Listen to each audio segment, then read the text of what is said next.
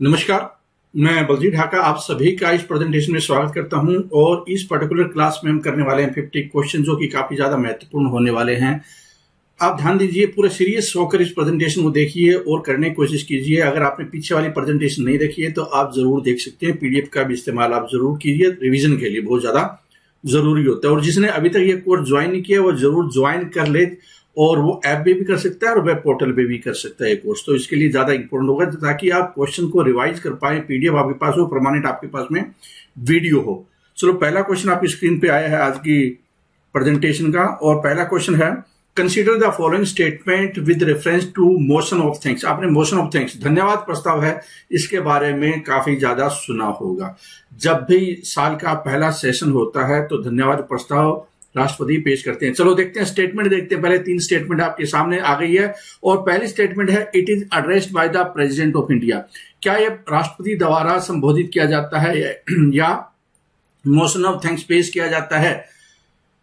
उसके बाद आता है motion is put to vote only in Lok Sabha. क्या ये मोशन है वो सिर्फ और सिर्फ लोकसभा में आता है? धन्यवाद प्रस्ताव सिर्फ लोकसभा में आता है।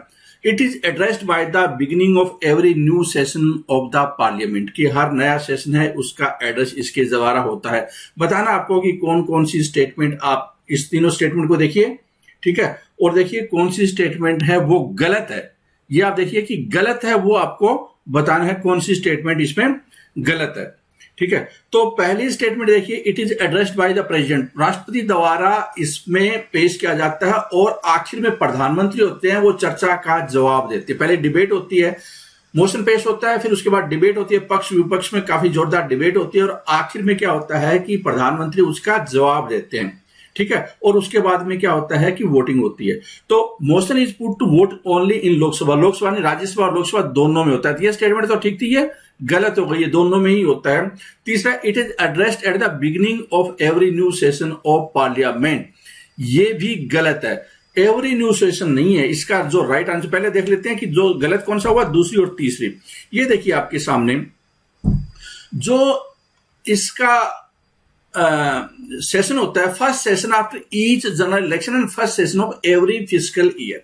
हर साल पहले सेशन में और जनरल इलेक्शन के बाद में पहले सेशन में होता है, ठीक है। तो ये आपने पहले भी क्वेश्चन आया इसके ऊपर, ये देख सकते हैं। इसमें विपक्ष को भी एक अच्छी अपॉर्चुनिटी होती है सरकार की पॉलिसियां वगैरह डिस्कस करने की, उस पर गलतियां निकालने की, ठीक है। तो उम्मीद करता हूं कि आपको क्वेश्चन समझ में आया भी होगा। कुछ इसका पोर्शन थोड़ा बहुत हमने पहले भी डिस्कस कर लिया। चलो आगे देखते हैं। पहला क्वेश्चन आ गया है, अगला क्वेश्चन आ गया, Indian citizenship is granted by.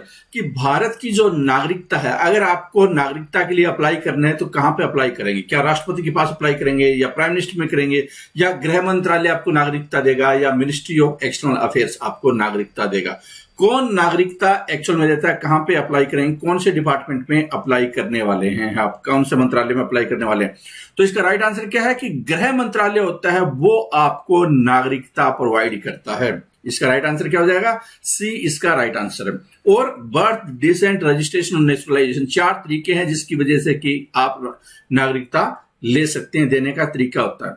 अगला क्वेश्चन देख लेते हैं।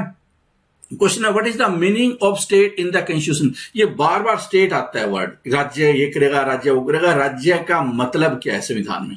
राज्य का मतलब क्या है संविधान में? अलग अलग जगह पे राज्य जिक्र आ रहा है जब हम बात कर रहे हैं, तो आपको ये बताना है कि राज्य का मतलब क्या है। क्या यूनियन और स्टेट गवर्नमेंट को राज्य बोलते हैं, या स्टेट लेजिस्लेचर को, पार्लियामेंट को, ये भी राज्य में आते हैं? तो आपको बताना है कि क्या है एक्चुअल में राज्य। बहुत इंपॉर्टेंट है क्वेश्चन, क्योंकि इससे आपके दिमाग में कई चीजें क्लियर हो जाएगी। इसका राइट आंसर क्या है? ऑल द अबव, सब कुछ इसमें आता है, सब कुछ। आर्टिकल 12 में ये लिखा हुआ है, सब कुछ आएगा। पार्लियामेंट भी आएगी, राज्यों की विधानसभाएं आएंगी, स्टेट गवर्नमेंट आएगा, यूनियन गवर्नमेंट आएगी, कोई लोकल अथॉरिटी है, पंचायत है, म्युनिसिपैलिटी है, सारे के सारे संस्थान वो इसके अंतर्गत शामिल होते हैं, जो union of territory of India के अंतर्गत आते हैं, ठीक है। चलो अगला क्वेश्चन देख लेते हैं। हु इज राइटली कॉल्ड, किसको बोला जाता है, who is rightly called the father of local self government in India? Bharat में स्थानीय स्वशासन, लोकल सेल्फ गवर्नमेंट है, उसके जनक या पिता किसे कहा जाता है? उसके पिता या जनक किसे कहा जाता है? तो इसका राइट आंसर क्या है? इसका राइट आंसर है लॉर्ड रिपन है, इसका राइट आंसर होगा। इन्होंने क्या है कि इस पे काफी ज्यादा काम किया था। इस पे डेमोक्रेसी को लोकल लेवल पे मजबूत करने के लिए डेमोक्रेसी पे उन्होंने कुछ ना कुछ इस पे ज्यादा ध्यान दिया था। ठीक है, अगला क्वेश्चन है, who was architect of North and South blocks of the central secretariat in Delhi. आपने कभी सुना होगा नाम नॉर्थ ब्लॉक, आपने सुना होगा साउथ ब्लॉक। तो एक तो क्या है कि ये मंत्रालय होते हैं, सेंट्रल सेक्रेटेरिएट होता है। आपको ये भी क्वेश्चन आ सकता है, बताओ साउथ ब्लॉक में कौन सा मंत्रालय है, नॉर्थ ब्लॉक में कौन सा है। लेकिन यहाँ पे जो क्वेश्चन है ये है कि नॉर्थ ब्लॉक और साउथ ब्लॉक है, इसका जो आर्किटेक्ट डिजाइन किया था कि ऐसा ऐसा होगा, वो किसने किया था। तो इसका राइट आंसर क्या है, इसका राइट आंसर है वो है हार्वर्ड बेकर है, इसका राइट आंसर है बी, इसका राइट आंसर। बहुत सारे एग्जाम में आता है, आमतौर पर स्टूडेंट गलत कर बैठते हैं। यह क्या है कि लुटियंस जो बोलते हैं, स्पेशली गोदी मीडिया लुटियंस बोलते हैं, लिबरल्स वाले मीडिया को, मतलब अपोजिट वाले मीडिया को बोलते हैं। ठीक है, तो वो नहीं है इसका, वो क्या है, ये है ब्रिटिश आर्किटेक्ट हार्वर्ड बेकर है, उन्होंने ये बनाया था।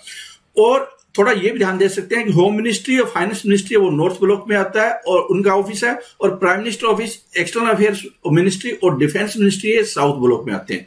तो प्राइम मिनिस्टर की जब बात आती है, इसका मतलब साउथ ब्लॉक में वो बैठते हैं। अगला क्वेश्चन है, national commission for minorities war constituted in the year. National commission है, अल्पसंख्यक आयोग है, उसका गठन है वो कब हुआ था। तो उसका गठन बताइए कब हुआ था। ये आप बाबरी मस्जिद के हिसाब से भी डील कर सकते हैं, देख सकते हैं उस टाइम में के आसपास इसका गठन हुआ था, वो है 1992। National commission for minority act के तहत इसका गठन किया गया था। The seat of Madhya Pradesh high court Madhya Pradesh का वो कहां पे है। आमतौर पे क्या होता है कि ज्यादातर आप देखते हैं कि राजधानी याद कर लेते हैं, कैपिटल याद रख लेते हैं, लेकिन क्या कैपिटल में होना जरूरी है हाई कोर्ट का, ऐसा कोई जरूरी नहीं है। तो जैसे इस पर्टिकुलर केस में बहुत सारे एग्जाम में इस तरह की बातें पूछी जाती है। ठीक है, हमने और भी जो राज्य है उनके हाई कोर्ट के बारे में डिस्कस किया है, कौन सा कहां पे है। तो इसका राइट आंसर क्या होगा, इसका राइट आंसर है जबलपुर। जबलपुर में इसकी सीट है। अगला क्वेश्चन देख लेते हैं। क्वेश्चन आपके सामने है, main reason for the growth of communalism in India. Communalism, ये देखो थोड़ा सा फिलोसफिकल टाइप का क्वेश्चन है, आपकी थोड़ी अंडरस्टैंडिंग और आपका अखबारों के साथ में लिंक होना भी इसके साथ में जरूरी है। और आप ये भी जरूर हो कि थोड़ा क्रिटिकल थिंकिंग भी रखने वाले हो कि सांप्रदायिकता, कई लोग क्या है कि इसको आजकल बड़ा बढ़ावा देने लगे, मतलब अच्छी चीज मानने लगे हैं। ठीक है, तो इस बात को भी ध्यान में रखना होगा कि ये कोई अच्छी चीज नहीं है जिस तरह से बढ़ावा दिया जा रहा है, ये खतरनाक है, देश के इंटीग्रेशन के लिए, डिसइंटीग्रेशन के लिए खतरनाक है। ठीक है, तो main reason for the growth of communalism in India है वो क्या है, educational and economic backwardness of minority group, political consciousness, social inequalities, imposing ban on communal organization. तो क्या बढ़ावा देने के लिए गया, देखो बैन लगाना तो रोकना हुआ, बैन लगाना तो रोकना हुआ, सोशल इनइक्वालिटीज तो कई क्षेत्र में हो सकती है। तो जो माइनॉरिटी ग्रुप है सबसे, इसमें चारों में देखा जाए तो एजुकेशनल इकोनॉमिक बैकवर्डनेस है माइनॉरिटी ग्रुप में, वो हो सकता है, वो क्या है इसको मतलब लोगों को भड़काने में, लोगों को कहने मतलब बम दिलवाने में, इस तरह के बड़े बड़े काम करवाने में कर सकता है। तो ये सबसे बड़ा रीजन में से एक हो सकता है, ए इसका आंसर होगा। अगला क्वेश्चन है, which one of the following does not match. निम्नलिखित में से कौन सा मैच नहीं होता। मतलब कि जो एक्ट कब बना था, हिंदू मैरिज एक्ट 1955 में बना था क्या, medical termination of pregnancy act, medical termination of pregnancy act 1971, domestic violence on women act 1990, या क्रुएल्टी अगेंस्ट वुमेन एक्ट 1995। तो आपको बताना है कि इसमें से गलत आंसर कौन सा मैच नहीं हो रहा है। देखो बाकी सही है, ये वाली चीज मैच नहीं हो रही, बाकी सही है, ये वाली चीज मैच नहीं हो रही है। जो डोमेस्टिक वायलेंस वाला है 2005 में बना था, और इसका जो इंप्लीमेंटेशन इन फोर्स है वो 26 अक्टूबर 2006 में हुआ था। ठीक है ना, ये बात की बात है। डोमेस्टिक वायलेंस अलग चीज हो जाती है, क्रुएल्टी अलग चीज हो जाती है। क्रुएल्टी कहीं भी हो सकती है, घर के बाहर भी हो सकती है, ऑफिस में भी हो सकती है, ट्रांसपोर्ट में भी हो सकती है, कहीं से भी हो सकती है। लेकिन ये वाला जो मामला है ना, वो बात की बात है। Who describe the Government of India Act 1935 as a new charter of bondage, मतलब कि जो दास्ता का नया घोषणा पत्र 1935 को, गवर्नमेंट ऑफ इंडिया एक्ट 1935 को, जो कि बहुत भारत का संविधान है, ज्यादातर उसी से लिया गया है। लेकिन उस टाइम में क्या है कि एक पॉलिटिकल क्लास थी, मतलब जो कांग्रेस है या मुस्लिम लीग है, वो उसका अपोज करते थे। ऑब्वियसली क्या है कि अंग्रेजों का अपोज तो करना ही था। तो उसमें ये जो न्यू चार्टर ऑफ बॉन्डेज, ये किसने बोला था उसको। तो इसका राइट आंसर क्या है, पंडित जवाहरलाल नेहरू है, उन्होंने इसका विरोध के रूप में ये बात बोली थी। इसका राइट आंसर क्या है? इसका राइट आंसर है डी। अगला क्वेश्चन देख लेते हैं। Consider the following statement with reference to motion of thanks. थोड़ा मोशन से रिलेटेड एक क्वेश्चन दोबारा फिर आ गया है। मोशन ऑफ थैंक्स राष्ट्रपति पेश करते हैं क्या? अभिभाषण पेश करते हैं। मोशन ऑफ थैंक्स मतलब सरकार की नीतियां बताते हैं उसमें, उसके बाद डिबेट होती है और आखिर में वोट ऑफ थैंक्स होता है। ठीक है, तो यहाँ पे motion of thanks, amendment to motion of thanks can be moved in both the houses in such form as may be considered appropriate by the speaker. बहुत ध्यान से समझिए, आपका गलत होने के बहुत चांसेस हो सकते हैं, नॉलेज होने के बावजूद भी। आपको इस मुद्दे का नॉलेज अगर है भी आपको, तो भी क्वेश्चन आपका गलत हो सकता है अगर आपने इस स्टेटमेंट को सीरियसली नहीं देखा तो। Amendment to the motion of thanks can be moved in both the houses in such form as may be considered appropriate by the speaker. पहली स्टेटमेंट ये है कि स्पीकर है वो कंसीडर करेंगे अगर कोई अमेंडमेंट मोशन ऑफ थैंक्स में होता है, मतलब जो पॉलिसी सरकार वगैरह वो बता रहा है, बताया जाता है राष्ट्रपति द्वारा, उसमें कोई संशोधन करना है। Motion of thanks is deemed to be a non confidence motion, मतलब कि ये उसी तरह से होता है जैसे कि अविश्वास प्रस्ताव की तरह प्रतीत होता है, मतलब कि इस पे वोटिंग होती है। अगर वोटिंग में ये सरकार हार जाए, इसमें कहने का मतलब सरकार के खिलाफ ज्यादा पास हो जाए motion of thanks. Motion of thanks तो सरकार लाती है, लेकिन अगर ये फेल हो जाए तो मतलब सरकार के खिलाफ वोट पड़े तो क्या हो सकता है? तो क्या वो अविश्वास प्रस्ताव की तरह होगा, मतलब सदन में सरकार का बहुमत नहीं है, ये इंडिकेट करेगा क्या? तो ये आपके सामने क्वेश्चन है। इसका राइट आंसर क्या होगा? इसका राइट आंसर है, ये तो गलत हो गया क्योंकि स्पीकर होगा लोकसभा में और राज्यसभा में कौन होगा? चेयरमैन होता है। तो राज्यसभा में भी आता है मोशन ऑफ थैंक्स, लेकिन राज्यसभा में क्या होता है कि चेयरमैन है वो अनुमति देते हैं। ठीक है, वो बताएंगे कंसीडर होगा या नहीं होगा। तो ये स्टेटमेंट तो चेयरमैन और स्पीकर वाले फंडे पे गलत हो गई है। दूसरा क्या है कि नो कॉन्फिडेंस मोशन है, उसी की तरह ही हो जाता है ये मोशन ऑफ थैंक्स है। ठीक है, तो इसका राइट आंसर क्या होगा? ये होगा दूसरी स्टेटमेंट है वो करेक्ट है। दूसरी स्टेट अगर मान लो मोशन ऑफ थैंक्स है, ठीक है, उसमें सरकार के खिलाफ ज्यादा वोट पड़ जाते हैं, तो इसका मतलब ये हुआ कि सरकार एक बहुमत में नहीं है और सरकार को रिजाइन करना पड़ जाएगा मोरल आधार पे। और अगर फिर भी सरकार अड़ती है तो ऑब्वियसली क्या नो कॉन्फिडेंस मोशन लाया जा सकता है, तो उसी की तरह से ये ट्रीट होगा। इसका आंसर क्या है? बी इसका आंसर हो जाएगा। ठीक है, आगे देखते हैं question. Who are the first to use state. ये जो स्टेट वर्ड आ रहा है, जो अभी आर्टिकल 12 की बात भी आई थी, ये स्टेट सभी के लिए इस्तेमाल हो रहा है। एक्चुअल में इस शब्द का सबसे पहले रोल है वो किसने किया था? जो स्टेट है जिसकी बात बार बार हो रही थी, अभी पीछे भी हुई थी और आप बहुत सारे क्वेश्चन में भी देखते होंगे, तो एक्चुअल में जो स्टेट वर्ड है इतना फेमस और हर क्वेश्चन में ही आ रहा है, हर प्रेजेंटेशन में आ रहा है, इस शब्द का इस्तेमाल है, ये प्रचलन कहां से हो गया था? ठीक है, इसका राइट आंसर आपको बताना है, इसका प्रचलन कहां से हो गया था। ठीक है, तो इसका राइट आंसर क्या होगा? इसमें ये बी इसका राइट आंसर, मक्के वाली या मच्छे वाली जो भी आप इसको प्रोनाउंसिएट करते हैं, 16वीं शताब्दी में इसका ये इस्तेमाल किया गया था। अगला क्वेश्चन है, द शारदा एक्ट है उसका संबंध किससे है? ठीक है, शारदा एक्ट का संबंध है वो किससे है?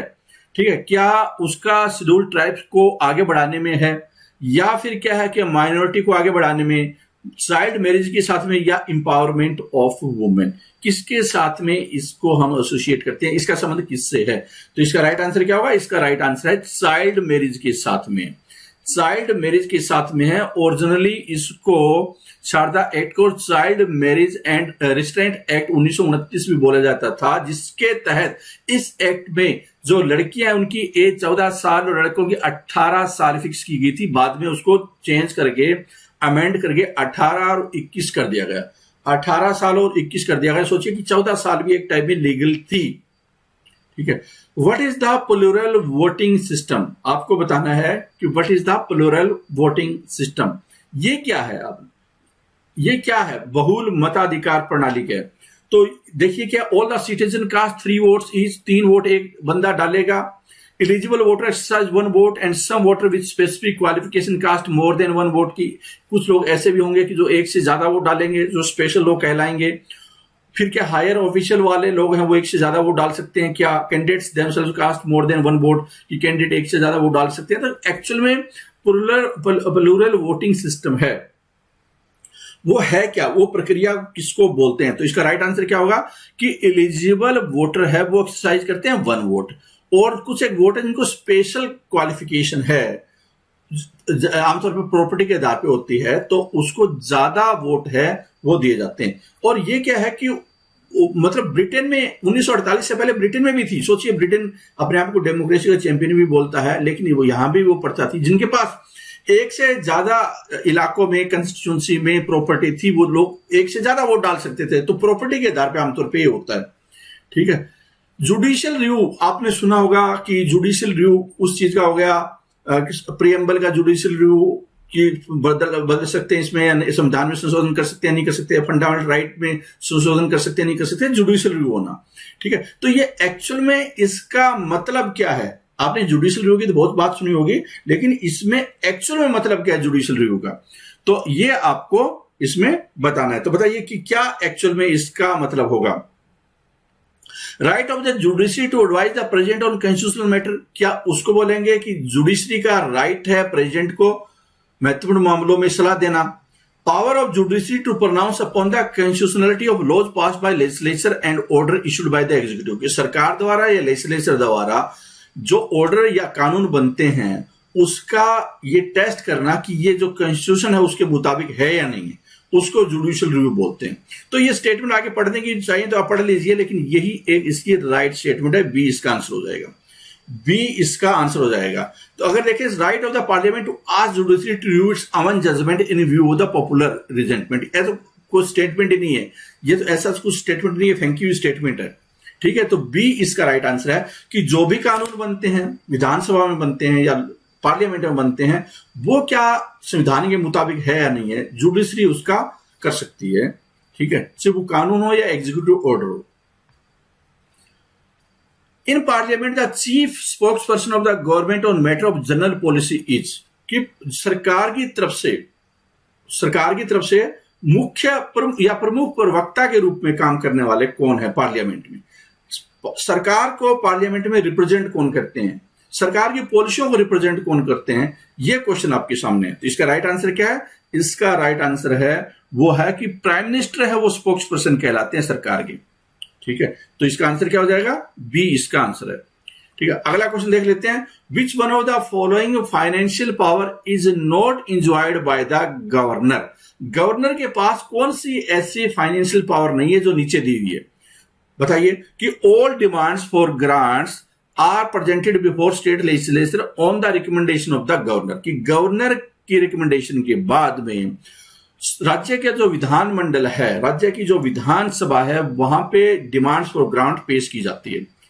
दूसरा है he is in charge of contingency fund of the state, ये इंपॉर्टेंट लाइन है, इससे आपको कुछ तैयारी करने में मदद मिलेगी कि जो आकस्मिक निधि होता है, मतलब एक कंटीजेंसी फंड होता है, उसका वो इंचार्ज होते हैं और एडवांस इसमें निकाले जा सकते हैं अगर अप्रत्याशित कोई घटना होती है, अनफोर्सिन एक्सपेंडिचर होते हैं। तो supplementary grants if any are presented before the state, कि अगर कोई राज्य की विधानसभा में सप्लीमेंट्री ग्रांट है वो पेश की जाती है तो राष्ट्रपति गवर्नर की अनुमति से रिकमेंडेशन से ही होगी।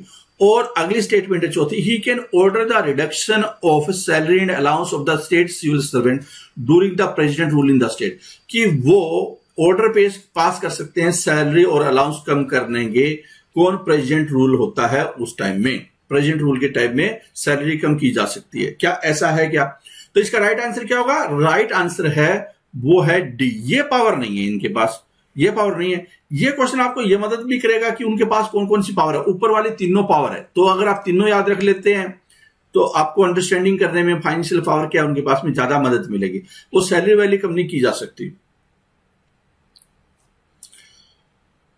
Education which was initially state subject was transfer to the concurrent list by the, कि एजुकेशन था स्टार्टिंग में सब्जेक्ट लिस्ट में था शामिल, लेकिन बाद में समवर्ती सूची में कंकरेंट लिस्ट में उसको डाल दिया गया। बताना है आपको कि ऐसा कौन से संवैधानिक संशोधन में किया गया, कौन से संवैधानिक संशोधन में किया गया। तो इसका राइट आंसर क्या है?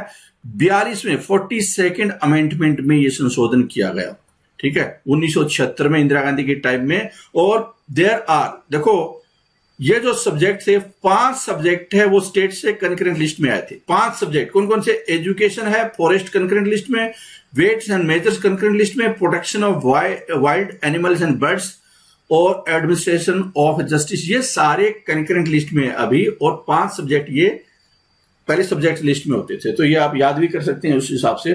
अगला क्वेश्चन आपकी स्क्रीन पे है कि in which part of the Indian constitution are centre state relation mention, कि किस पार्ट में सेंटर और रिलेशन, आज के सामने आजकल बहुत इस पे चर्चा भी है, करंट का क्वेश्चन भी मान सकते हैं कि जब ये इस तरह के हालात आ रही है, फाइनेंशियल इमरजेंसी दिक्कत आ रही है सरकार को, केंद्र सरकार राज्य सरकारों को भी आ रही है, तो केंद्र है क्या कहीं न कहीं ब्लैकमेल टाइप कर रहा है, अपने राज्यों के साथ भेदभाव कर रहा है, कुछ राज्यों के साथ में जहां विपक्ष की सरकार है, तो इस तरह की बातें ज्यादा रूप चर्चा में है और आने वाले टाइम में और ज्यादा चर्चा में होगी, जैसे जैसे वित्तीय साधन है वो खत्म होते जाएंगे।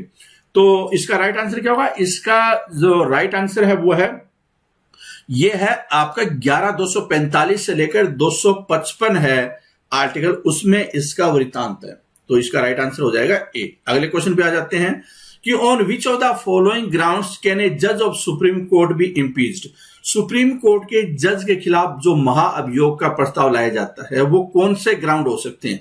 ए, वायलेशन ऑफ द कॉन्स्टिट्यूशन, कि उस संविधान का उल्लंघन करना, इस वजह से उनके खिलाफ आ सकता है, क्या ये बात लिखी हुई है इम्पीचमेंट के प्रोसेस है वहां पे, क्या यह बात लिखी हुई है प्रूव्ड मिसबिहेवियर या इनकैपेसिटी टू एक्ट ए जज, मतलब जज के रूप में काम करने की क्षमता न होना, इनकैपेसिटी हो जाना, इनकैपेबल हो जाना, क्षमता में कमी आ जाना, तो क्या ये रीजन है? तो आपको बताना कि क्या तीनों रीजन है, क्या है इसका राइट आंसर, ये बताना आपको। तो इसका राइट आंसर क्या हो जाएगा?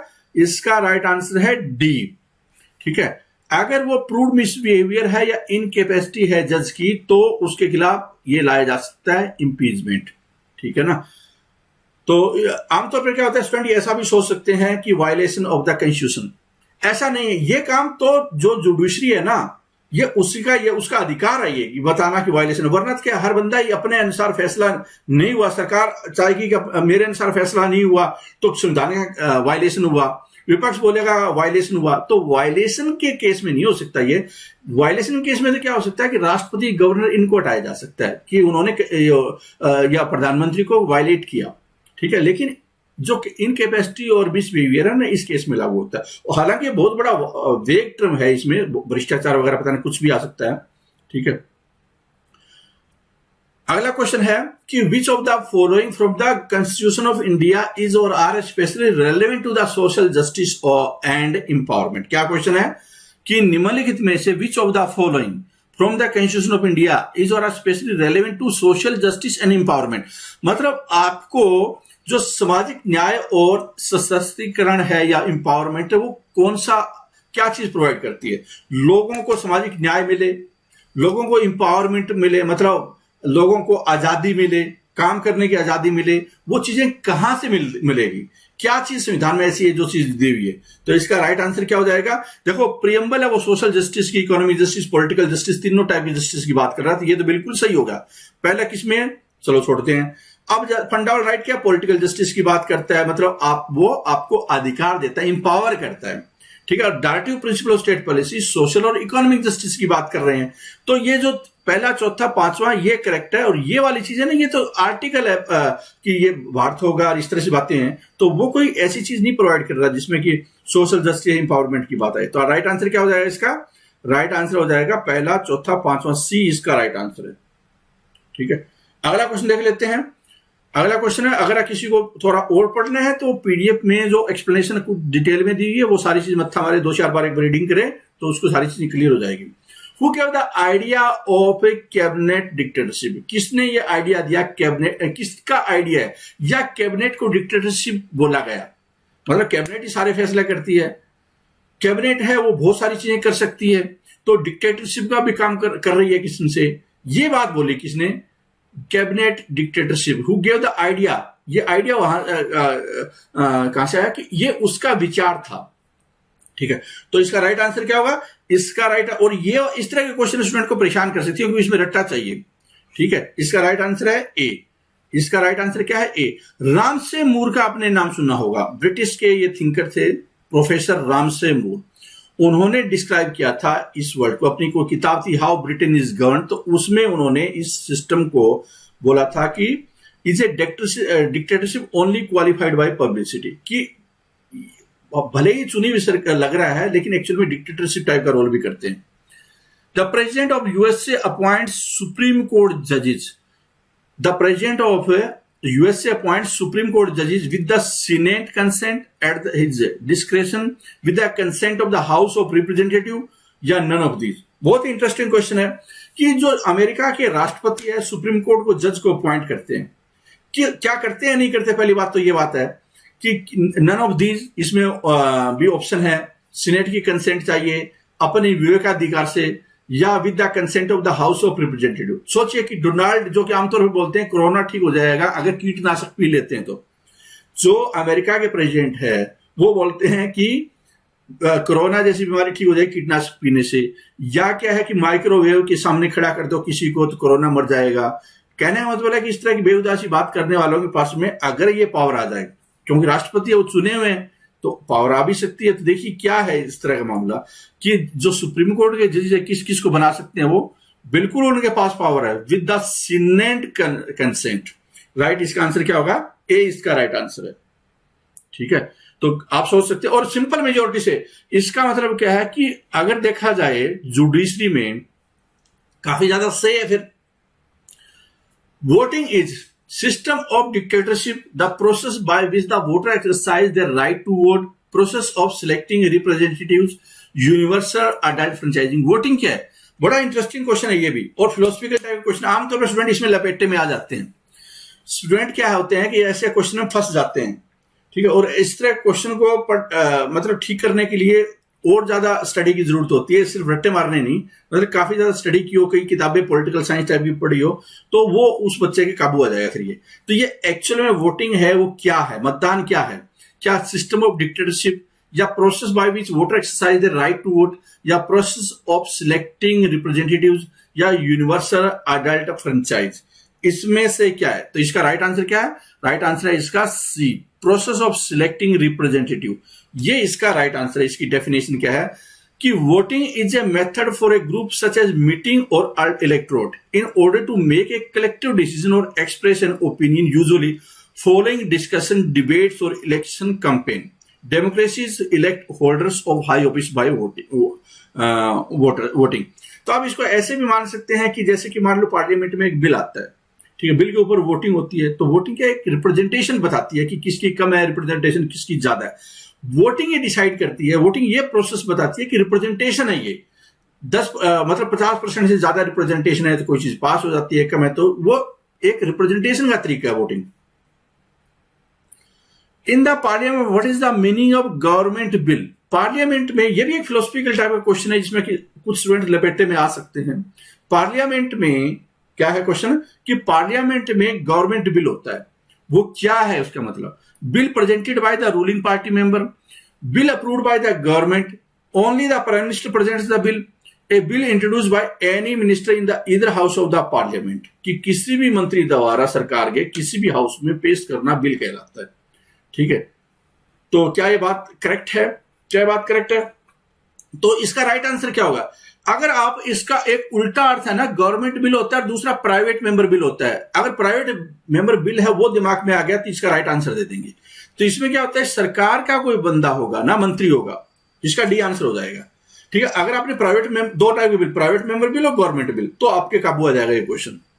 ठीक है, अगला क्वेश्चन देखते हैं। क्वेश्चन नंबर आ गया है कि फंक्शन ऑफ प्रोटेम स्पीकर क्या है? प्रोटेम स्पीकर का नाम तो सुना होगा, छोटे जो एग्जाम होते हैं उसमें कुछ क्वेश्चन इस तरह से पूछ लिए जाते हैं कि प्रोटेम स्पीकर क्या है। यहां पे थोड़ा सा डीप में पूछ लिया गया है कि काम क्या है, प्रोटेम स्पीकर का काम क्या है।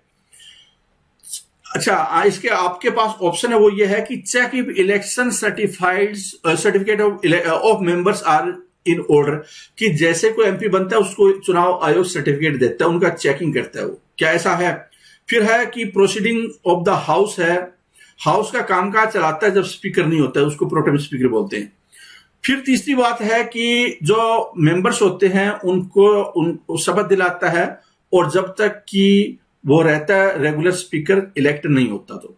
और फिर क्या है कि वो एक speaker officiate as speaker when speaker is unlikely to be elected, की संभावना नहीं है कि स्पीकर बनेगा नहीं कोई, इसलिए वो काम चलाता है। तो इसका राइट आंसर है सी। आसान से क्वेश्चन है वैसे तो ये क्या करता है कि जैसे ही नई जो लोकसभा चुनकर आएगी उसको ये पहले सबसे पहले शपथ दिलाता है और फिर स्पीकर और डिप्टी स्पीकर के चुनाव करवाता है। अगला क्वेश्चन है, office of the whip is mentioned in. आपने व्हिप जारी किया, वो कांग्रेस ने व्हिप जारी किया, बीजेपी ने व्हिप जारी किया, समाजवादी पार्टी ने व्हिप जारी किया, तो ये जो व्हिप का फंडा है वो क्या है, व्हिप कहां पे लिखा हुआ है, क्या भारतीय संविधान का कोई आइटम है, ये मेंशन्ड है क्या उसमें, कॉन्स्टिट्यूशन ऑफ इंडिया में, रूल्स ऑफ द हाउस में है क्या, इन ए सेपरेट पार्लियामेंट स्टैट्यूट में है क्या, या नन ऑफ दीज, या इसमें से किसी का जिक्र नहीं है। ठीक है, इसका राइट आंसर क्या, इसमें भी बच्चे कुछ गलत कर सकते हैं। ठीक है, इसका राइट आंसर है नन ऑफ दीज।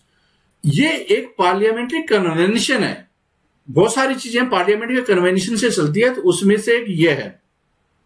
ठीक है, अगला क्वेश्चन है कि who appoints ad hoc committee on parliament.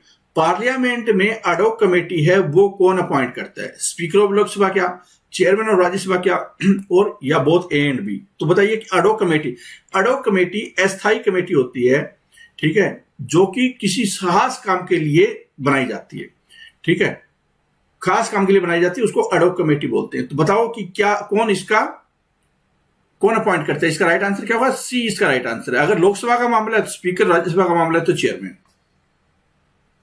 अगला क्वेश्चन है कि सिविल इक्वलिटी इंप्लाइज, क्वेश्चन दिया हुआ है सिविल इक्वलिटी इंप्लाइज। ये भी थोड़ा फिलोसफिकल टाइप क्वेश्चन, इसमें भी स्टूडेंट मार्क खाएंगे पक्का। ठीक है, तो क्या है वो ध्यान से समझिए इसको। सिविल इक्वलिटी कि आपको नागरिक होने के समानता का अधिकार, हिंदी में समझेंगे तो शायद आप बेटर आंसर दे सकते हैं। समानता, नागरिक की समानता होना। ठीक है, तो क्या है इसका, बताइए इसका राइट आंसर क्या हो सकता है। Equality before law, equality of opportunity, equality distribution of wealth, or none of these, none of these. तो इसका राइट आंसर है वो है इक्वलिटी ऑफ अपॉर्चुनिटी, कि आप के पास में अपॉर्चुनिटी इक्वल मिले, सिविल इक्वलिटी उसको बोलेंगे, सिविल इक्वलिटी बोलेंगे। इक्वलिटी बिफोर लॉ तो कुछ भी हो सकता है, फिर कुछ भी हो सकता है। ठीक है, वो एक वाइडर टर्म हो गई है। ठीक है, वाइडर टर्म हो गई है, लेकिन अच्छा कोई जरूरी नहीं है कि लॉ में, तो देखो ये वो है लॉ के मुताबिक, लेकिन यहां पे क्या है कि सामाजिक समानता की बात हो रही है। इक्वलिटी ऑफ अपॉर्चुनिटी, एक समाज में आप रह रहे हैं, समाज में आपको रहने के लिए मतलब काम करने की एक इक्वल अपॉर्चुनिटी हो रही है। ठीक है, तो वो एक ज्यादा सिविलाइज्ड वर्ड है, ये सिविल की बात हो रही है, कोई जुडिशियल या बाकी चीजों की बात नहीं हो रही है।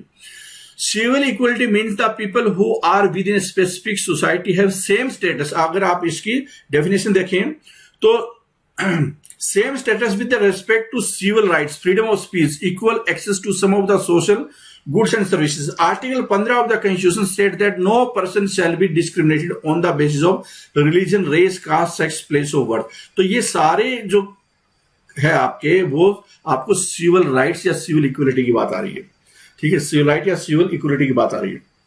ठीक है, अगला क्वेश्चन है आपका कि to ensure a more focused approach towards issues related to the notified minority committees, the ministry of minority affairs was established in year.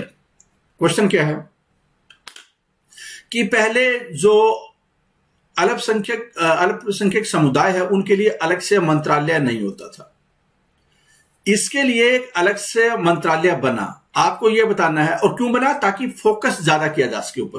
पहले क्या होता था, सोशल जस्टिस एंड एम्पावरमेंट नाम का डिपार्टमेंट था, और वो क्या है कि एससी, एसटी, माइनॉरिटी या सभी इस तरह के मुद्दों पे वो ज्यादा बात करता था, उनके हितों की बात करता था। लेकिन एक ऐसा ईयर भी है जिसमें कि ये एक अलग से मंत्रालय बना दिया गया, जिसमें कि माइनॉरिटी से रिलेटेड मामलों को ज्यादा देखा जाएगा। ठीक है, तो आपको ये बताना कि वो कौन सा ईयर था। इसका right answer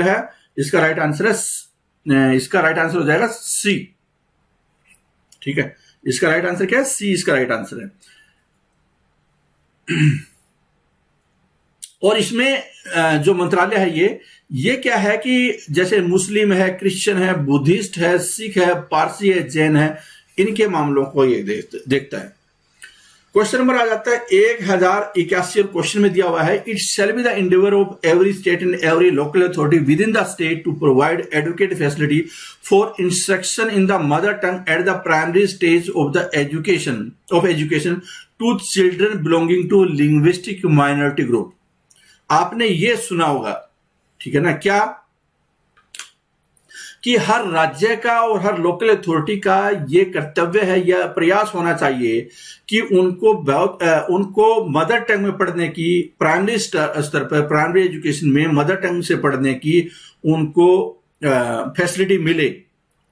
linguistic minority group को, हर राज्य में एक लिंग्विस्टिक माइनॉरिटी नोडल एजेंसी भी होती है उसके लिए, ताकि जो, जैसे कि मान लो तमिलनाडु के लोग हैं वो हरियाणा में रह रहे हैं तो उनकी भाषा तमिल, तो हरियाणा की कोशिश होगी, हरियाणा के एडमिनिस्ट्रेशन की कोशिश होगी कि वो तमिल में प्राइमरी एजुकेशन प्रोवाइड करे। ये एक डायरेक्शन है, ये एक क्या है कि ऐसा करे, क्या पॉसिबल है? हालांकि पॉसिबल तो नहीं है, ठीक है। तो आपको ये बताना है कि forms part of fundamental right under part 3 of the constitution, ठीक है। क्या ये फंडामेंटल राइट का हिस्सा है? क्या ऐसा हो सकता है फंडामेंटल राइट का हिस्सा है? पहली बात तो ये। दूसरा, provision made under an act of parliament, कि पार्लियामेंट में एक्ट बनाया कि आपको ऐसा करना है, क्या ऐसा है? तीसरा है justiciable in courts if not implemented by the Government of India, अगर ये सरकार, ये कोर्ट में जा सकता है कोई, अगर सरकार इसको इंप्लीमेंट नहीं करती तो, अगर इसको सरकार इंप्लीमेंट नहीं करती तो कोर्ट में जा सकता है। तो ये 3 स्टेटमेंट आपके पास, आपको ये बताना है कि कौन सी इसमें करेक्ट है। इसका राइट आंसर क्या है? कोई भी करेक्ट नहीं है। पहली बात तो यही से आप पकड़ लीजिए इसको कि ये सरकार का प्रयास होना चाहिए, ये इंडेवर होना चाहिए, प्रयास होना चाहिए। तो इसका मतलब न तो कोई एक्ट है और न कोई ऐसा राइट हो सकता है किसी का, क्योंकि ऐसा पॉसिबल ही नहीं है, ठीक है। ऐसा पॉसिबल ही नहीं है कि देखो तमिलनाडु के कोई है और हरियाणा में रह रहे हैं मान लो, और उसके लिए हरियाणा सरकार स्पेशल करे कि तमिलनाडु में तमिल में पढ़ाई होगी।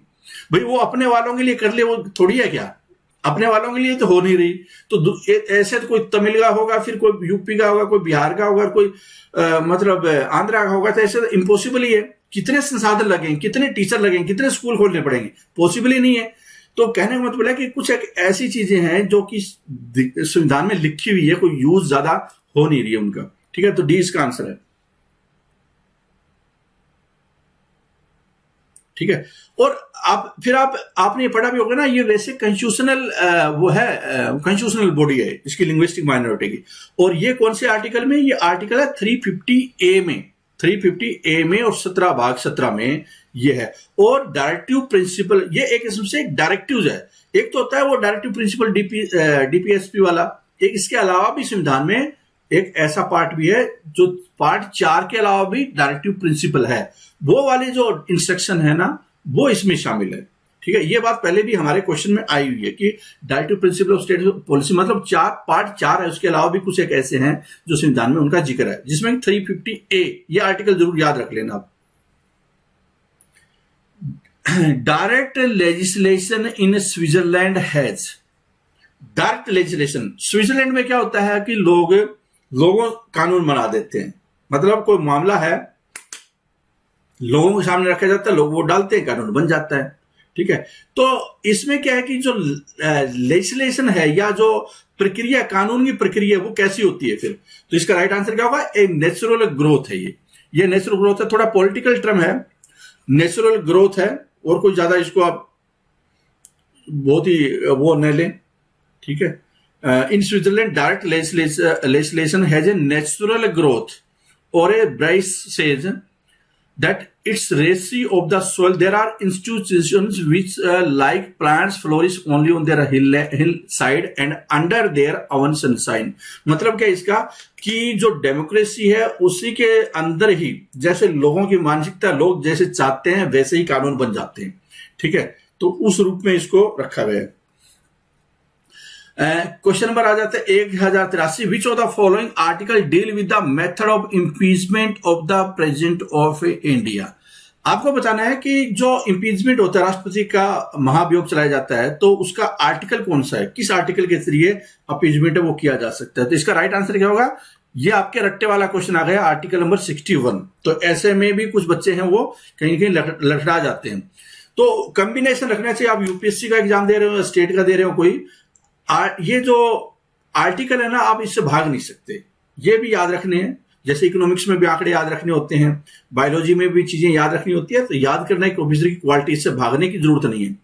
कई बार क्या होता है, आप यूट्यूब पे वीडियो भी इस तरह के देखते होंगे, ट्रिक बता दी, उससे क्या सारी चीजें याद हो गई, वो सिर्फ बहकावा है, मार्केटिंग है। आप उसके जलसे में आ गए तो आपसे कोई क्लर्क का एग्जाम भी क्लियर नहीं होगा, क्योंकि जब तक ये पढ़ाई सीरियसली नहीं होगी, अंडरस्टैंड नहीं किया जाएगा, डीप नहीं समझा जाएगा, मेमोरी नहीं होगी आपकी, ठीक है, तो ऐसे वाली ट्रिक है ना, उससे आपका काम नहीं चलने वाला है, ठीक है ना। जो जिससे कि पहला वर्ड ले लिया किसी का, ऐसे याद कर लिया, कितने आर्टिकल, ऐसी चीजें पॉसिबल नहीं है, ठीक है। तो ऐसे जलसे में ना आए आप, उससे में ही आपकी भलाई, मतलब आपकी मूर्खता के ऊपर डिपेंड है कि आप कितने मूर्ख है, क्या उसकी उस जो फैंसी आइटम है उसमें कितना विश्वास है आपका। इसी से पता चलता है कि किसी बच्चे का लेवल कितना हो सकता है, ठीक है। समझाने वाला है, बताने वाला आपको, ये तो उसका काम है, मतलब ये उसका प्रोडक्ट है, लेकिन आप कितने मूर्ख हो सकते हैं ये उसी पे डिपेंड करते हैं। मेजोरिटी स्टूडेंट है वो मूर्ख ही होते हैं फिर, ठीक है, क्योंकि सिलेक्शन के 30 लाख में से तो 5-7 हजार का ही तो होता है, तो मेजोरिटी तो ऐसे हैं जो काम चलाने की कोशिश करते हैं इधर उधर। क्वेश्चन आ जाता है कि January 26 selected as the date for the inauguration of the constitution, because 26 जनवरी को ही कि भारत का संविधान है वो लागू होगा, ये इनॉग्रेशन होगा उसका। इनॉग्रेशन का मतलब ये आप लगा सकते हैं, कुछ पोर्शन उसका लागू पहले हो गया था, 26 नवंबर से ही लागू हो गया था, लेकिन प्रॉपर जो संविधान लागू हुआ है ना पूरा का, वो 26 जनवरी 1950 को हुआ है। तो क्वेश्चन यहां पे उस रिलेटेड बन रहा है कि ऐसा 26 जनवरी तारीख क्यों चुनी गई फिर। तो इसका राइट आंसर क्या है? इसका राइट आंसर है सी, इसका राइट आंसर हो जाएगा, ठीक है, इसका सी राइट आंसर है, हो जाएगा। Congress has observe it as a independence day 1930 में। कांग्रेस ने पहले ही इसको इंडिपेंडेंस डे है 26 तारीख को मनाया था या इसको ऑब्जर्व किया था, ठीक है। इसलिए क्या है कि उसकी कंटिन्यूटी में इसको रखा गया, कोई तारीख रखनी थी तो 26 तारीख इसलिए रख ली। अगला है who among the following is also known as the Bismarck of India. बहुत एग्जाम में ये क्वेश्चन आया, बिस्मार्क ऑफ इंडिया है वो किसे बोला जाता है या किसको कहा जाता है? Bismarck of India. बिस्मार्क ने यूनिफिकेशन का काम किया था जर्मनी में, ठीक है।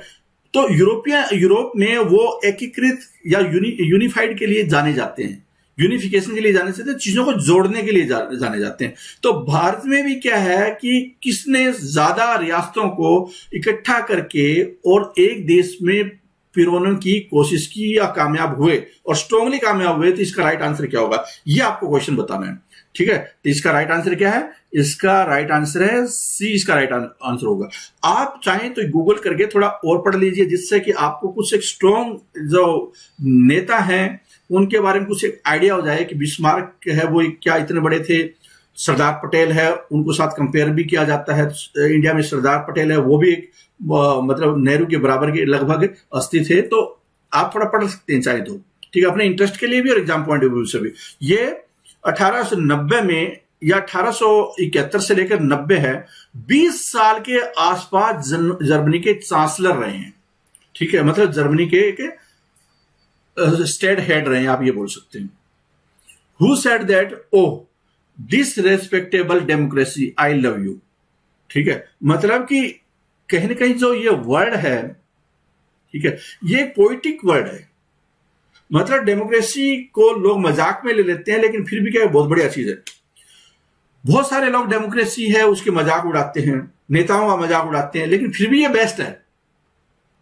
हर तरह की जो गवर्नमेंट होती है उसमें से जो तानाशाही होता है, राजा महाराजा वाला होता है, ठीक है, उसमें से डेमोक्रेसी ही बेस्ट है। तो यहां पे ये वर्ड उस रूप में उसको इस्तेमाल किया गया है। तो ये बात किसने बोली थी?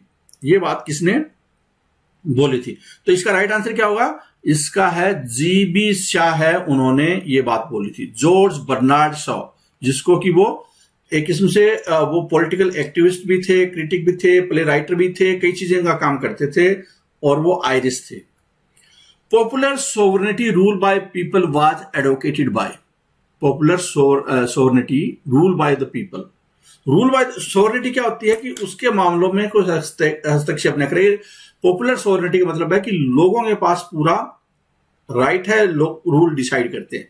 ये जो एडवोकेसी है, पॉपुलर सोवरेनिटी जो टर्मिनोलॉजी है, ये एडवोकेसी है, ये किसके द्वारा है, ये किसने दी थी, ये किसने दी थी, ये क्वेश्चन है यहां पे। तो इसका राइट आंसर क्या है? थॉमस होब। थॉमस होब है। ये आप चाहें तो इस टर्मिनोलॉजी को और इस थिंकर को आप थोड़ा पढ़ सकते हैं गूगल सर्च करके, जिससे कि कुछ और आइडिया आपको इसके बारे में करना चाहें तो आप कर सकते हैं। ठीक है। Political doctrine that takes protecting and enhancing, जो कुछ क्वेश्चन ऐसे होंगे जो आपने या तो पहली बार देखे होंगे या पहली बार सुने होंगे या पहली बार समझने की कोशिश की होगी। तो आपके पास क्या है कि उन क्वेश्चन को लेकर गूगल से सर्च करके या कोई किताबों से सर्च करके आप अपना जो ज्ञान है उसकी इर्द गिर्द वो बढ़ा सकते हैं। इससे क्या है कि चीजें लॉन्ग टर्म याद रहने की संभावना होती है। सिर्फ जो ये एमसीक्यू होता है वो आपको एक आईना दिखाता है, आपको डिस्प्ले करता है कि आप कहां पे स्टैंड करते हैं, लेकिन इसके पीछे जो ज्ञान है और अपना दायरा बढ़ाने के लिए क्यों क्वेश्चन इर्द गिर्द भी आते हैं तो वो भी करने होते हैं, तो उसके लिए थोड़ी रिसर्च कर सकते हैं आप। ठीक है। और अपने चाहे तो नोट्स भी बना सकते हैं उस लेवल पे। Political doctrine that takes protecting and enhancing the freedom of the individual to be central problem of politics is known as, क्या है? एक ऐसी राजनीतिक फिलोसफी, राजनीतिक सिद्धांत है that takes protecting and enhancing the freedom of individual to be central problem of politics, कि जो इंडिविजुअल की आजादी को प्रोटेक्ट करना या आजादी दिलवाना वो राजनीति की सेंट्रल प्रॉब्लम है। ये जो सिद्धांत है, ये सिद्धांत है वो क्या है एक्चुअल में? ठीक है। तो ये क्या है कि ये लिबरलिज्म इसका राइट आंसर होगा। लिबरलिज्म राइट आंसर होगा। अब इसको चाहे तो थोड़ा वो समझने की कोशिश भी कर सकते हैं। देखो कई बार क्या होता है कि जब हम अपने राइट्स की बात करते हैं, जब हम स्वतंत्रता की बात करते हैं, आजादी की, अभिव्यक्ति की आजादी की बात करते हैं, तो जो तानाशाही होता है ना, तानाशाही रवैया होता है या मेजोरिटेरियन गवर्नमेंट होती है, वो उसको डिस्क्रेडिट करती है, मतलब उसके पीछे पड़ जाती है कि वो मेरे से क्वेश्चन क्यों पूछ रहा है। ठीक है। वो आजादी की बात क्यों कर रहा है, वो अपने अधिकारों की बात क्यों कर रहा है। ठीक है।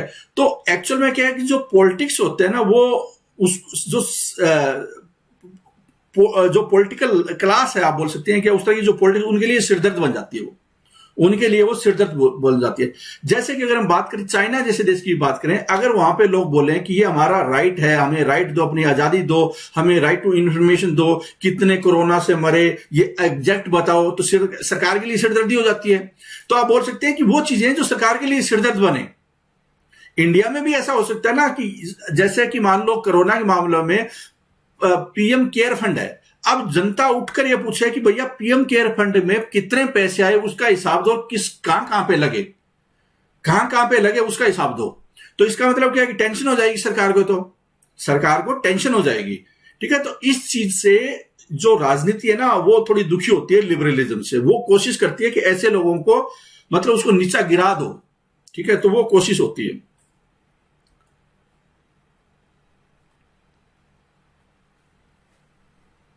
जैसे अभी अमेरिका में डोनाल्ड ट्रंप ने बोला कि कीटनाशक पीने से संभावना ठीक हो सकती है, तो पत्रकारों ने उस पर झड़ी लगा दी क्वेश्चन की।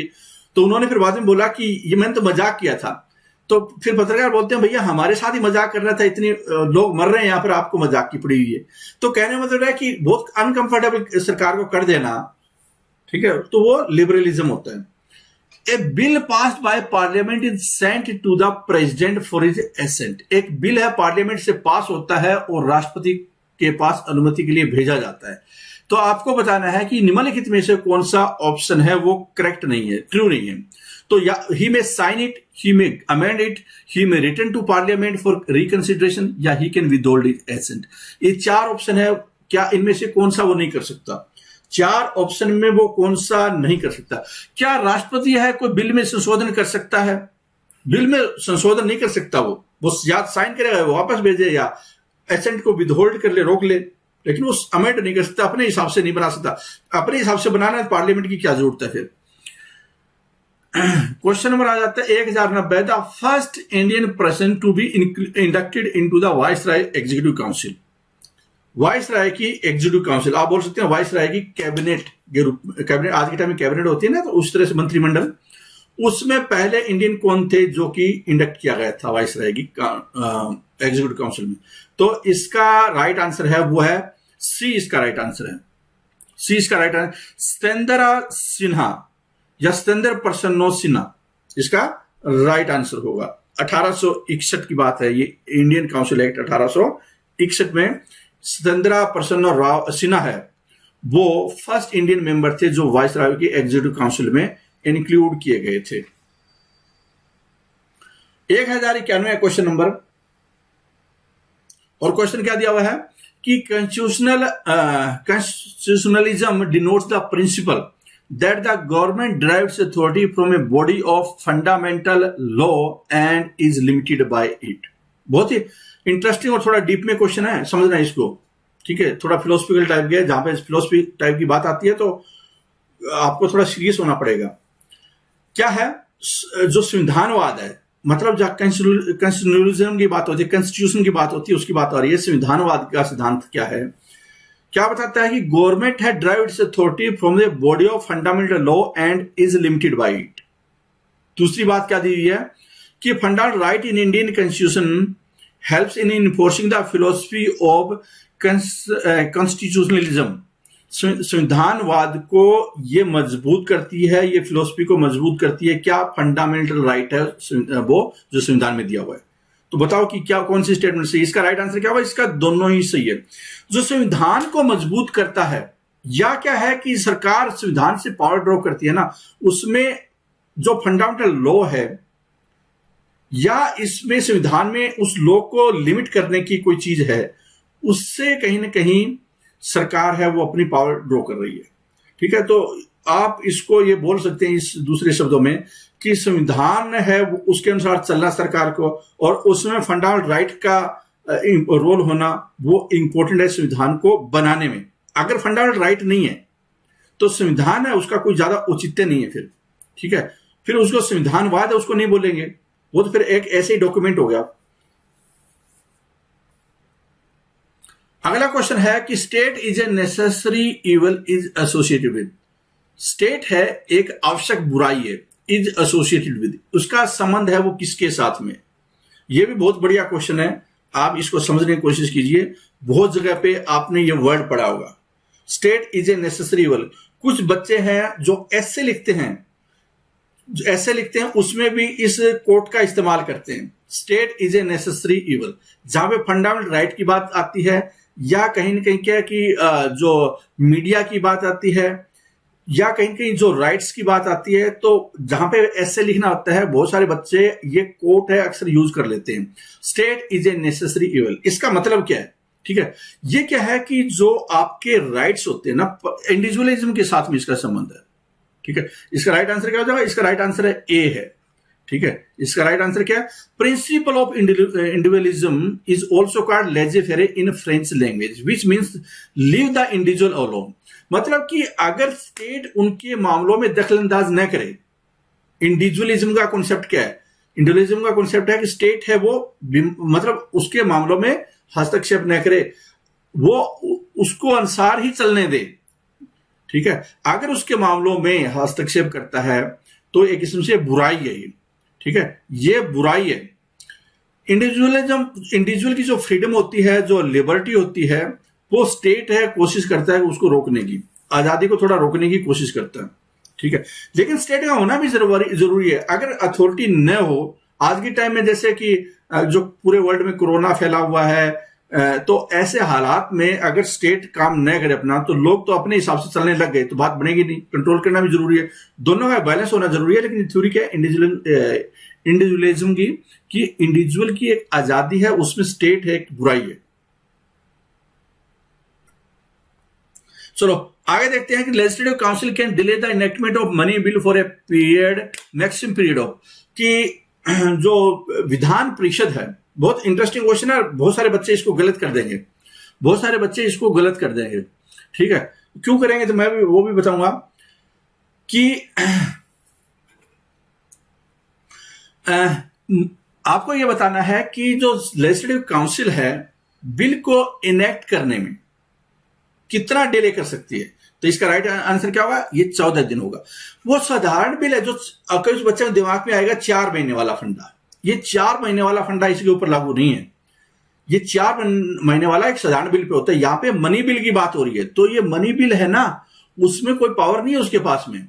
लेजिस्लेटिव काउंसिल है वो 14 दिन में अगर न भी करती है, कुछ रिकमेंडेशन भेजनी होती है, वोटिंग नहीं होती, रिकमेंडेशन भेजनी होती है, अगर भेज दी तो ठीक है, नहीं भेज दी तो ठीक है। तो 14 दिन तक ज्यादा से ज्यादा खींच सकती है, उसके अलावा और कोई काम नहीं है उसके पास में, ठीक है। और यह आर्टिकल है इससे संबंधित 198। The state election commission conducts control and supervises panchayat election under, कौन से आर्टिकल के तहत? ये आर्टिकल आपको याद रखना है, काफी जगह एग्जाम में आता भी है। स्टेट इलेक्शन कमीशन से संबंधित आर्टिकल है, जिसका काम पंचायतों को इलेक्शन करवाना है, इलेक्शनों के सुपरवाइज करना है, तो वो कौन से आर्टिकल के तहत आता है? इसका राइट आंसर क्या होगा?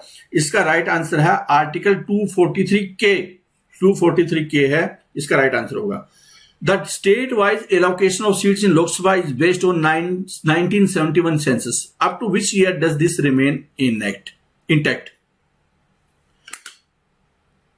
लोकसभा की सीट है 1971 का जो सेंसस है उसके मुताबिक, किसी राज्य में 10 है, किसी में 85 है, किसी में 2 है, किसी में 20 है। लेकिन ये जो स्टेटस है 1971 से है, वो अब कब तक रहेगा? वो कब तक रहेगा कि इतनी सीटें रहेगी, सीटें बढ़ेगी नहीं, ठीक है।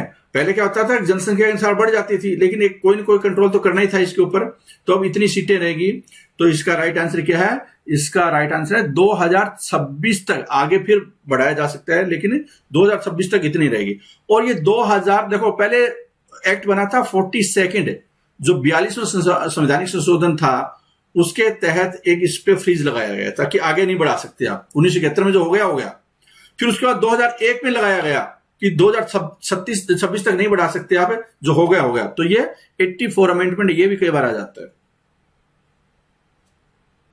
नेम द फर्स्ट जज of the supreme court against with the proposal of impeachment was presented in the parliament of independent India.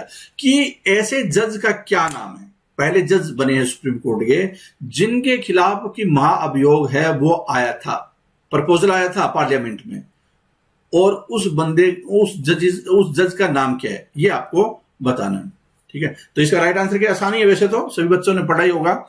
इसका राइट आंसर है जस्टिस रामास्वामी। जस्टिस रामास्वामी। ये आपको क्वेश्चन में दिक्कत आ सकती है कभी कभी। देखो इसका नाम है ना, वो है वीरास्वामी रामास्वामी। अगर बाय चांस होता जस्टिस वीरास्वामी तो यहां पे तो है जस्टिस वीरास्वामी, तो आपके लिए दिक्कत हो सकती है ये कि वीरास्वामी, ये क्या है? वीरास्वामी नहीं है, फिर वीर स्वामी है, वीर स्वामी है। इसका नाम क्या है पूरा? वीरास्वामी रामास्वामी है, ठीक है। तो इसका थोड़ा ध्यान रखिए, इसमें आप लपेटे में आ सकते हैं कभी न कभी, ठीक है। The matters of the classification of services, pay and service condition, cadre management, training are handled by. कि ये सारे जो मामले हैं, तनख्वाह से रिलेटेड है, सर्विस कंडीशन से रिलेटेड है, ट्रेनिंग से रिलेटेड है, ये किसके तहत आता है? इसके मामले किसकी बात हो रही है? सिविल सर्वेंट या सरकार, वो जो सरकारी कर्मचारी है उसकी बात हो रही है। केंद्र में सरकारी कर्मचारियों से बात आ रही है कि इनको ट्रेनिंग करवानी है, तनख्वाह से रिलेटेड मामला है, सर्विस कंडीशन से रिलेटेड मामला है। ये कौन सा डिपार्टमेंट है? क्या यूपीएससी देखता है, या एसपीएससी देखता है, या पार्लियामेंट देखता है? कौन देखता है? तो इसका राइट आंसर क्या है? Department of personal and training. Department of personal training. देखो जो एक मंत्रालय है जिसका नाम है ministry of personnel public grievance and pension, इस मंत्रालय में ये जो 3 डिपार्टमेंट है ना, इसमें से जो पर्सनल वाला डिपार्टमेंट ऑफ पर्सनल ट्रेनिंग, इसके लिए एक अलग डिपार्टमेंट है, उस मंत्रालय में एक अलग डिपार्टमेंट पर्सनल ट्रेनिंग, उसके तहत ये सारे मामले आते हैं, कैडर को मैनेज करना या सर्विस कंडीशन है उससे रिलेटेड। तो इसका राइट आंसर सी है।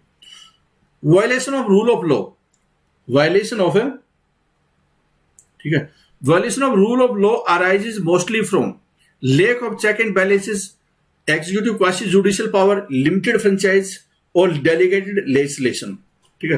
तो रूल ऑफ लॉ है वो हमेशा चलता रहेगा अगर चेक एंड बैलेंसेस है। तो कानून की प्रक्रिया अगर सही चल रही है तो चेक एंड बैलेंस चल रही है, मतलब जुडिशरी अगर अपना काम ठीक करे, जुडिशरी के मामलों में हस्तक्षेप न करे केंद्र, मतलब सरकार न करे, तो चेक एंड बैलेंस है वो अगर रहे तो रूल ऑफ लॉ रहेगा। लेकिन चेक एंड बैलेंस है, अगर किसी को काम नहीं करने दिया गया, उसके ऊपर रोक लगाने की कोशिश हुई, तो क्या है कि फिर रूल ऑफ लॉ नहीं होने वाला है, रूल ऑफ नहीं होने वाला है। तो आंसर क्या है? 1 होगा इसका। अगला क्वेश्चन देखिए क्या है? The seat of Kerala high court, seat of Kerala high court है वो कहां पे है? Seat of Kerala high court. तो इसका राइट आंसर क्या होगा? देखो कोचीन में एक जगह, कोचीन है वो सिटी है, सिटी में भी एक जगह है, वहां पे उसका नाम है एर्नाकुलम। तो राइट आंसर क्या हो जाएगा, डी इसका राइट आंसर हो जाएगा। और उस पर्टिकुलर जगह पे या उस पर्टिकुलर टेरिटरी में, ठीक है, उस पर्टिकुलर जगह पे, यहां पे कोची म्युनिसिपल कॉर्पोरेशन के, कोची स्टॉक एक्सचेंज के, हाई कोर्ट के, ये सारे ऑफिस है। और यहीं से ही फिर क्या है कि जो लक्षद्वीप यूनियन टेरिटरी और कोची, ये जो केरला है, ये केरला हाई कोर्ट है, दोनों का जो कोर्ट है वो यही है। मतलब इसमें लोकेटेड कहां पे है, कोची में। कोची में एक जगह का नाम है एर्नाकुलम, एग्जैक्टली वहां पे ही।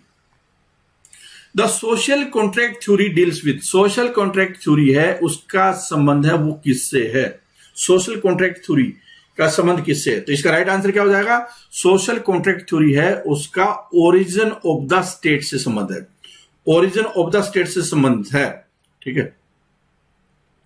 सोशल कॉन्ट्रैक्ट थ्योरी क्या बोलती है कि people live together in society in accordance with an agreement that establishes moral and political rules of behavior. Some people believe that if we live according to a social contract, we can live morally by our choice and not because a divine being require it. कहने का मतलब यह है कि लोग जो समाज के नियम है, सरकार के रूल एंड रेगुलेशन है, अगर उसके अनुसार रहे, ये एक सोशल कॉन्ट्रैक्ट थ्योरी है। न कि कोई पावर है, कोई डिवाइन पावर है, उसके आधार पे आपको इकट्ठा किया गया, ऐसा नहीं है। सामाजिक अगर जैसे बंधन टूटे, पॉलिटिकल रूल्स है उनका कहीं न कहीं दुरुपयोग हुआ या वो नहीं चल पाए, तो वो जो सोशल का कॉन्ट्रैक्ट है वो खत्म हो जाएगा, समाज नहीं रहेगा, फिर वो कहीं न कहीं जेल बन जाएगी, ठीक है। तो ये थे क्वेश्चन 11 तक। तो मैं उम्मीद करता हूं कि आपके बहुत सारे क्वेश्चन है यहाँ पे करेक्ट हुए होंगे, ठीक है। कुछ चीजें नहीं आई होगी समझ में, या कुछ चीजें नहीं भी होगी उनको गूगल करने की आवश्यकता, जिससे कि जो नॉलेज का दायरा है वो बढ़े और इसके इर्द गिर्द आगे जो पीछे क्वेश्चन आते हैं, ठीक है, तो वो भी करेक्ट होने की संभावनाएं बढ़े। इस क्लास में इतना ही। Thank you very much for watching this. All the best.